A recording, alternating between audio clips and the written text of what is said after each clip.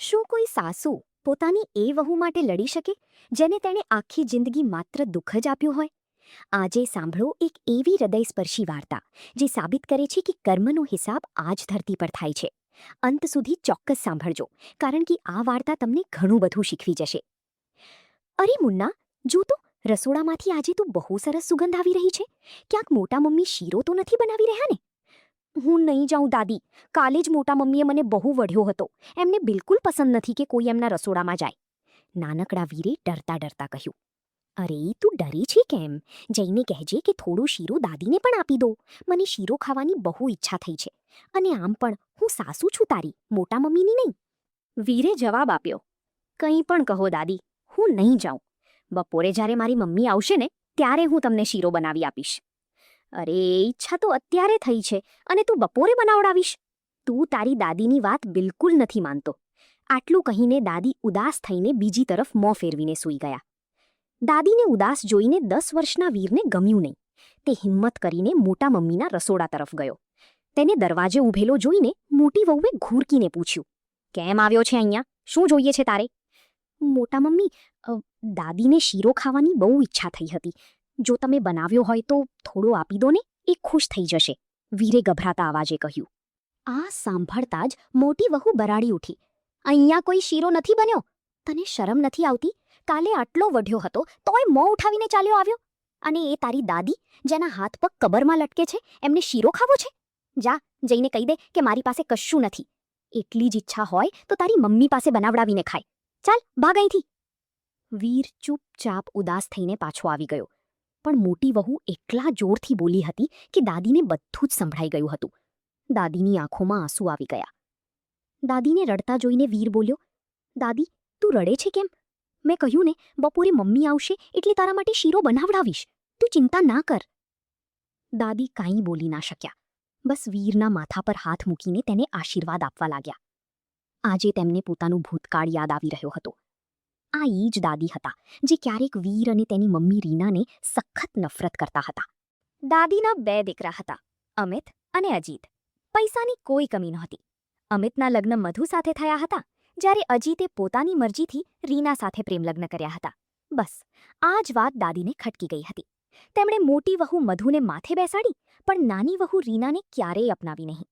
જ્યારે વીર 5 વર્ષનો હતો ત્યારે એક અકસ્માતમાં અજીતનું મૃત્યુ થઈ ગયું.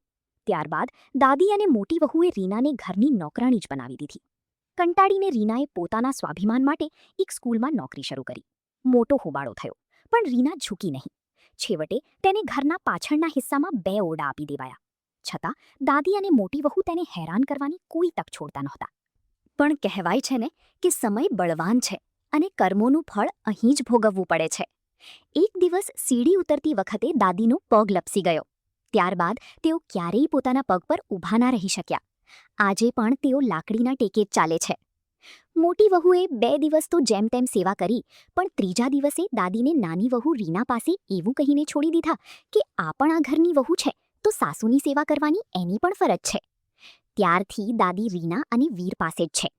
જે પૌત્ર પૌત્રીઓની દાદીએ આટલો લાડ લડાવ્યો હતો તે આજે મળવા પણ નથી આવતા. આજે દાદીને બહુ પસ્તાવો થાય છે. જેની સાથે તેમણે આખી જિંદગી ખરાબ વર્તન કર્યો, આજે એ જ ખરાબ સમયમાં તેમની પડખે ઊભા છે. હવે દાદીને પૂરો વિશ્વાસ થઈ ગયો હતો કે તેમના મૃત્યુ પછી મોટી વહુ મધુ, રીના અને વીરને પ્રોપર્ટીમાં કોઈ હિસ્સો નહીં આપે. તેથી તેમણે નક્કી કર્યું કે જીવતે જીવ જ તેઓ નાની વહુને તેનો હક અપાવશે. તેમણે પોતાના મોટા દીકરા અમિતને બોલાવીને પ્રોપર્ટીના ભાગલા પાડવાની વાત કરી. જ્યારે અમિતે આ વાત પોતાની પત્નીને કહી ત્યારે મોટી વહુનો પારો 7મા આસમાને પહોંચી ગયો.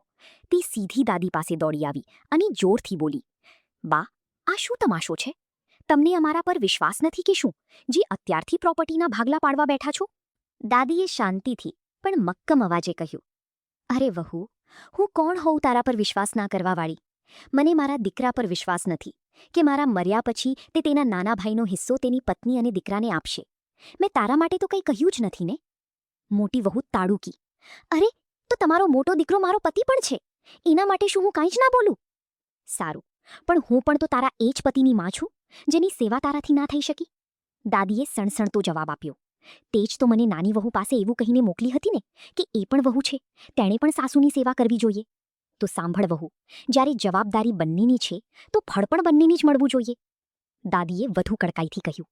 માટે 2 દિવસની અંદર આ ભાગલા પડશે. કોઈને વાંધો હોય તો મારી સાથે વાત કરી શકે છે. હું તને તારા હિસ્સાથી અલગ નથી કરી રહી, પણ જેનો જે હક છે તે તેને મળશે જ.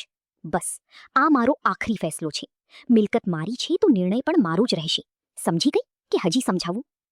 દાદીનું આ રૌદ્ર સ્વરૂપ જોઈને મોટી વહુના મોંમાંથી એક શબ્દ પણ ના નીકળ્યો અને તે ચૂપચાપ પોતાનું ભોઠું મોં લઈને ત્યાંથી જતી રહી.